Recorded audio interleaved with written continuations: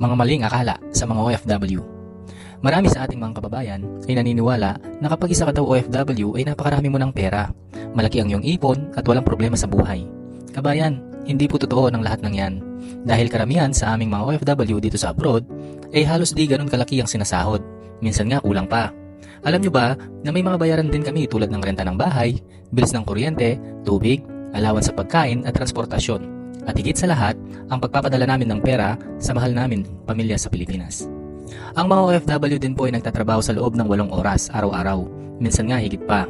Kaya alisin na po natin sa ating isipan na ang mga OFW ay nagpapasarap lang ng kanilang buhay dito sa abroad. Maniwala ka man o hindi, kami din po ay dumadaan sa kahirapan. Tulad ng pangungulila namin sa pamilya na iniwan sa Pilipinas, kami po ay nagsasakripisyo at nagsisikap upang mabigyan sila ng magandang buhay at kinabukasan. Kaya maging proud ka kung meron kang pamilya na nagtatrabaho bilang OFW. Magpasalamat ka sa kanya at lagi mo silang kumustahin at ipadama sa kanila kung gaano mo sila kamahal. Kasi hindi madali ang kanilang buhay at pinagdadaanan dito sa abroad. Kaya sa mga OFW na katulad ko, mabuhay po kayong lahat. At naway, lagi kayong pagpalain ng Diyos nating may kapal. Walang susuko, laban lang.